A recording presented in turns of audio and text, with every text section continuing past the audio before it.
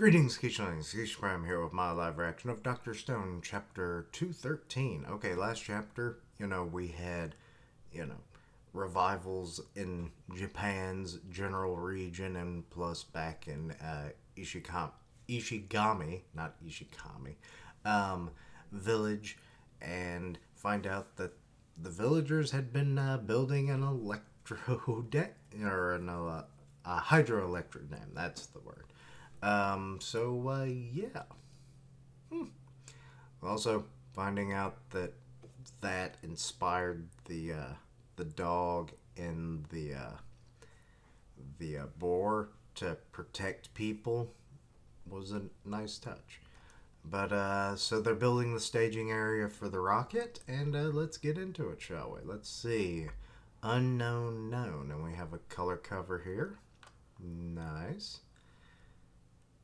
Is that what the rocket's going to look like, or is that just another visualization of it? I don't know. Let's see.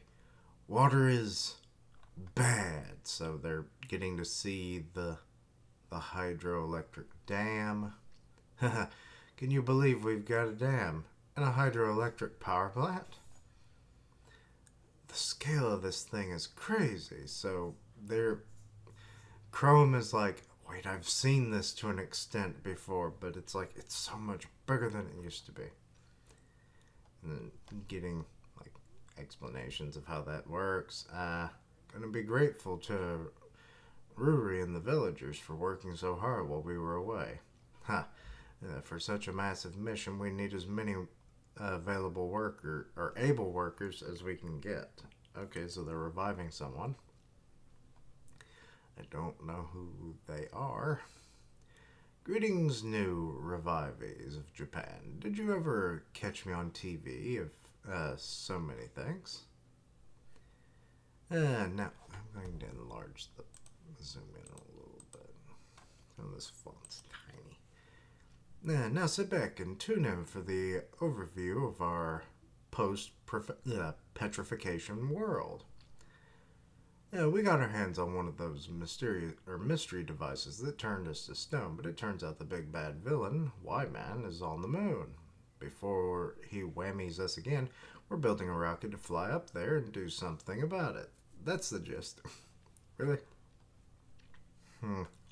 Okay, again. As expected, a jaw-dropping performance. He even has visuals and puppets.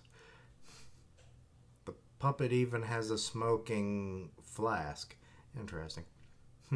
Such a large population increase demands a way to win them over. I desire entertainment media. Understand all too well, Ryusui. Without enjoyable diversions, life is hard, too hard. When I was drowning in math in the past, video games were what kept me going. That's one angle, sure. But he who controls the media effectively owns the world, am I right? The old world had broadcast TV, Google, Netflix, and now our new world has once again reached that stage. You sure you two are brothers? You couldn't be more different. What are you making? Television. All finished, but is this what you call meaty? Huh? Meaty. We already had brown or brawn tubes from when we made radar. By giving the scan lines vertical motion too, the after image can create pictures. It just so happens that the world's first television system was made in Japan. So, or, wait, was it? So we're just repeating history here. Whoa, how many channels does that baby get? It probably gets one, if anything. Whoopsie, we've got no broadcasters in this world. You have a news reporter, though. Rocked. Obviously, we knew that while making it. Yep, because we won't be watching TV shows on this. Oh, they're going to be watching the rocket, aren't they? Are they going to use it for the game system? Huh? What then? We've got a boat scheduled to arrive today from North America to Japan. And Sai, it's a delivery you've been dying for. It's finally happening. He's the SAL 9000. It's the Famicom. Oh god, no. Ha ha ha. We put together something pretty darn awesome. So Teju's there. Fist bump. Bad. How much wiring is in that thing? Probably like 10,000 donuts and a few 100,000 magnets. And that means what exactly? I'm surprised that Teju's the one who's saying that. A 16-bit, 60 kilohertz CPU is the brain. For memory, we've got 129 core units with, oh my god, this thing is basically an 80s computer for sure. With 512 kilobyte ROM and 16K SRAM. Those exact specifications are even more cryptic. In terms of computing power, it's on par with the NES. Oh, they have a Dr. Stone cartridge in the system. Oh my god, it's the size of a fucking room. Computer acquired. Oh, look at its typewriter-esque keyboard.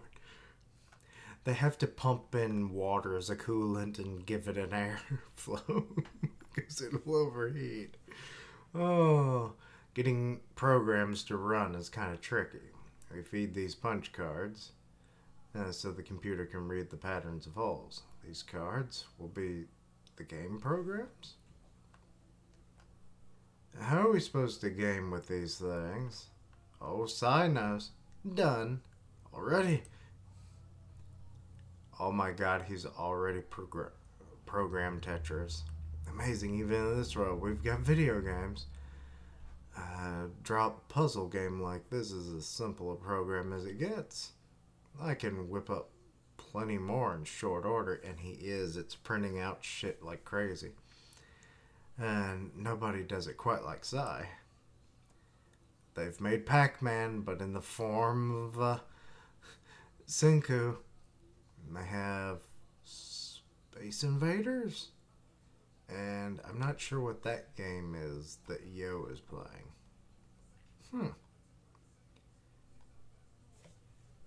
Okay. So, they're playing chess now. Aw, the brothers get to play chess. I've lost. This chess AI is already leaps and bounds past my human intellect. Long, long ago, history's first human versus computer chess match took place. The world champion, Kasparov, faced off against an AI called Deep Blue.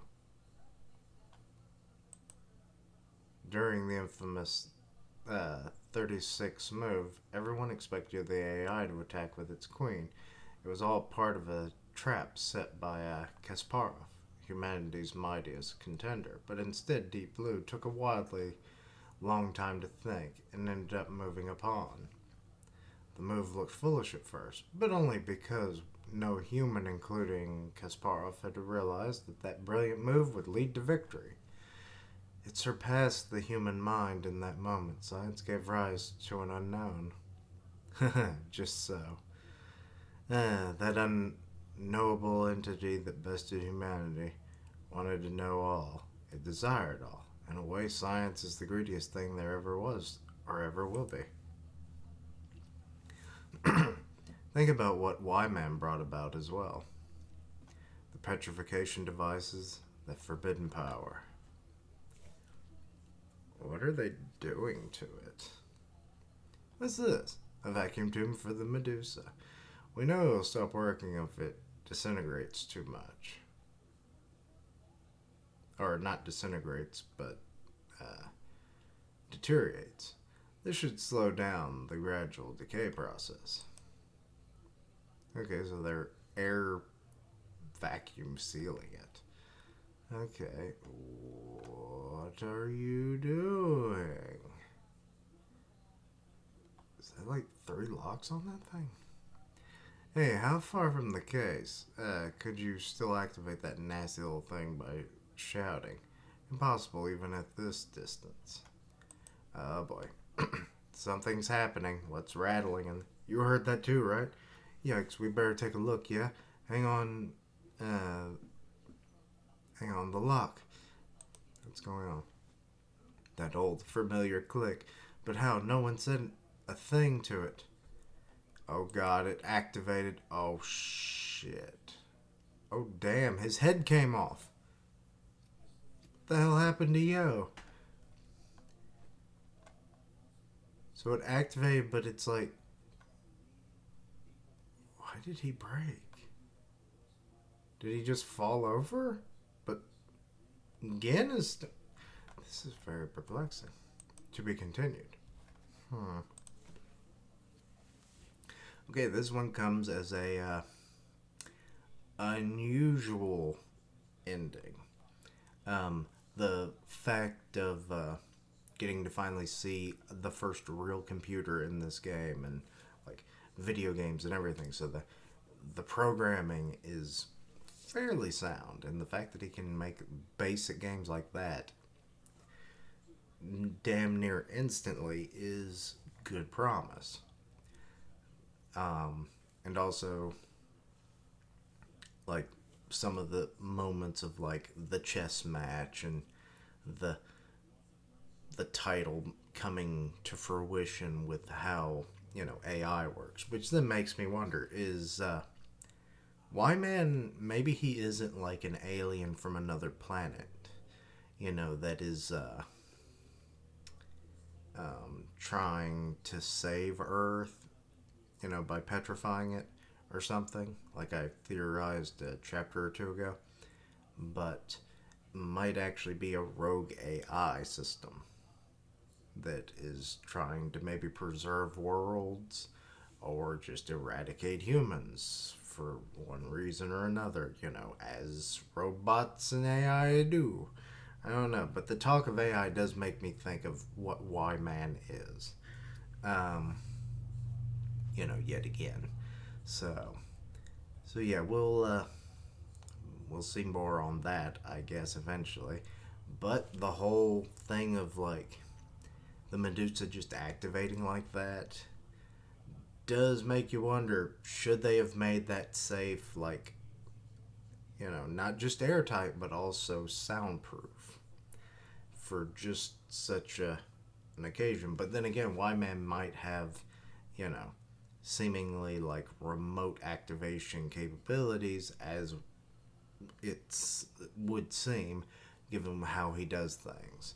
So, But yeah, Yo is gone for the time being, and Gin is been petrified. Well, both of them are petrified, but I still don't get why Yo did that.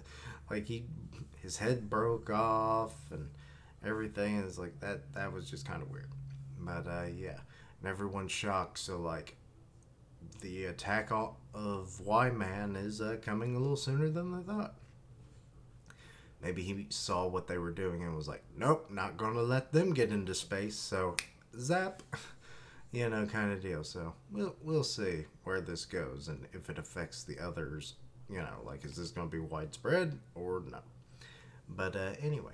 Let me know your own thoughts and opinions on this chapter. Anything I misunderstood, please let me know down below. Check out my other content, see what you like, suggest things for the future. Like, check out the Mashal reaction, the double Fire Force reaction, and Undead Unluck reactions that should be coming out in the next 24 hours.